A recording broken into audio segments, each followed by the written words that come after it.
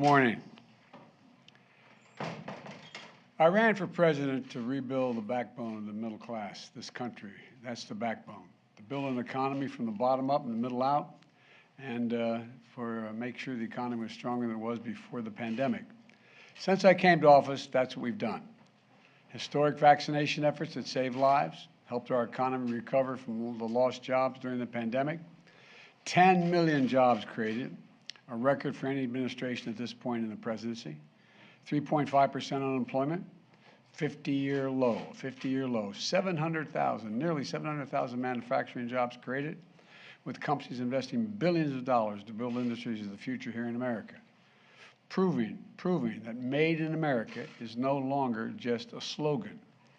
We're rebuilding our roads, our bridges, our ports, our airports. We're delivering clean water, high-speed internet to every American. And the price of gas at the pump is coming down. It's down $1.20 since this summer, and just this week, last week, it's fallen another 10 cents. And today we have further proof that we're rebuilding the economy in a responsible way. Today, my administration announced that this year, the deficit fell by $1.4 trillion, the largest one-year drop in American history, $1.4 trillion decline in the deficit. Let me repeat that, the largest ever decline in the federal deficit. Let me be clear. This record deficit reduction includes the cost of my student loan plan and everything else we're paying for. The deficit is down $1.4 trillion this year, even after accounting for 30 years of debt relief paid in advance. You know, this follows last year's drop of $350 billion in the deficit. And because we're making sure the largest corporations pay their fair share, cracking down on billionaire tax cheats and giving Medicare the power to negotiate lower drug prices in the future, just getting underway, which lowers one of the biggest costs that the government and families have to pay. We'll reduce, because of that, the deficit another $250 billion over the next 10 years. You know, we're going from historically strong economic recovery to a steady and stable growth while reducing the deficit. Building an economy where everyone does well, where the poor have a ladder up, the middle class does well, and the wealthy do very well. They're not hurt by it. And this is the economic vision I've had for America and the reason I ran, one of the reasons. Republicans in Congress have a very different vision. Now listen to me closely. Congressional Republicans love to call Democrats big spenders, and they always claim to be for less federal spending. But let's look at the facts. The federal deficit went up every single year in the Trump administration, every single year he was president. It went up before the pandemic. It went up during the pandemic. It went up every single year on his watch, the Republican watch. In fact, in 3 years before COVID hit, the deficit ballooned by another $400 billion. They're the facts. And one big reason for that is Republicans voted for a $2 trillion tax cut, a Trump tax cut, which overwhelmingly benefits the wealthy and the biggest corporations. And that racked up the deficit significantly. On my watch, things have been different. The deficit's come down both years that I've been in office. And I just signed legislation that's we're going to reduce it even more in the decades to come. Now, Republicans in Congress are doubling down on their commitment to explode the deficit again. Just this week, it's hard to make this stuff up. Just this week, Republican leaders said if they get their way, they're going to extend the Trump tax cuts, which are due to expire in a couple of years. Extend them.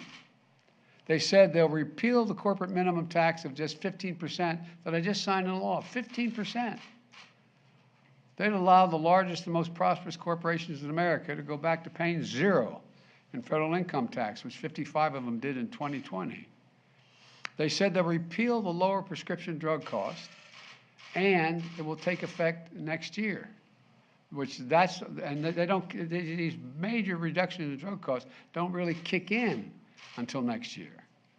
If Republicans repeal it, it's going to raise costs to millions of seniors, and the cost of the federal government will be billions of dollars. Put it all together, the Republican plan would add about $3 trillion to the deficit. $3 trillion.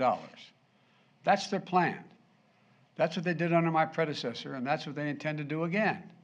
Adding another $3 trillion to the deficit is reckless, it's irresponsible, and it would make inflation worse. For Americans, the deficit could not be clearer. We don't have to take my word for it, what they're for. They've laid out a plan and they laid out very clearly. Congressional Republicans say, and you all know this, their number one priority is to repeal the Inflation Reduction Act. Now here's what that means. If they get their way, the power we just gave Medicare to begin to negotiate lower prescription drugs goes away, gone. If they get their way, the $2,000 cap on prescription drug costs, which takes effect next year, maximum any senior would have to pay no matter what their drug costs are, would be $2,000. Goes away, gone. The $35 a month cap on insulin, which takes effect next year, folks on Medicare, gone.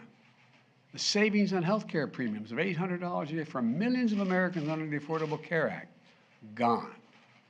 And of course, they're still determined to repeal the Affordable Care Act, which means an end to the protections for tens of millions of people who cannot afford health insurance because they have a pre-existing condition. Let's remember that. We're talking about millions of people will lose their health insurance because they do not have a way to get it because they have a pre-existing condition. That's gone as well. And they're doing everything they can to get gas prices. We're doing everything we can to keep gas prices down. The Republicans are against it all. And it's all part of the trickle-down mentality that says it doesn't matter what's happening on Main Street as long as Wall Street's feeling good. One more thing. If you're worried about the economy, you need to know this. The Republican leadership in Congress has made it clear. They will crash the economy next year by threatening the full faith and credit of the United States for the first time in our history, putting the United States in default unless we yield to their demand to cut Social Security and Medicare. You heard that one, right? You all heard them say that. That's what they're saying. Let me be really clear. I will not yield. I will not cut Social Security. I will not cut Medicare, no matter how hard they work at it. Folks, we know what the Republicans in Congress will do if they regain power. They're telling us, they're being straight up about it. They're going to repeal lower prescription drug prices, I just signed into law, and raise drug prices. They're going to cut Social Security and Medicare. They'll pass massive tax cuts for the wealthy, make them permanent, which they're not now, the individual tax cuts. They'll threaten the very foundations of the American economy if we don't meet their demands. And they talk about inflation. Everything they've proposed or are proposing will make inflation worse. Everything they're proposing will make inflation worse. Let me close with this. Over the last few years, we've faced some of the most difficult challenges in our history, both at home and abroad. But we're making real progress. We just have to keep going. I know we can. For everything we've been through, I've never been more optimistic about America's future. We just have to remember who we are. We're the United States of America. There's nothing beyond our capacity. And we're better positioned than any other country in the world to get through this difficult period. Inflation's worse all around the world. So keep the faith. Keep the faith. And God bless you, and may God protect our troops. And I want to say one more thing, actually.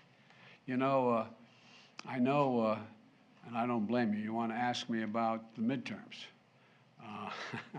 And here's what I think. It's been back and forth with them ahead, us ahead, them ahead, back and forth. And the polls have been all over the place. I think that we're going to see one more shift back to our side in the closing days. And let me tell you why I think that. We're starting to see some of the good news on the economy. Gas prices are down sharply in 46 of the 50 states because of what I've been doing. We're moving in the right direction. There's more to come. State unemployment today, state unemployment, was all-time lows in 11 states, and 17 states have unemployment rates under 3%. The new deficit numbers, it's a record decrease. It's never happened before. The election is not a referendum, it's a choice. It's a choice. And the Republicans can criticize my economic record, but look at what I've inherited and what I've done, and look at what they're offering.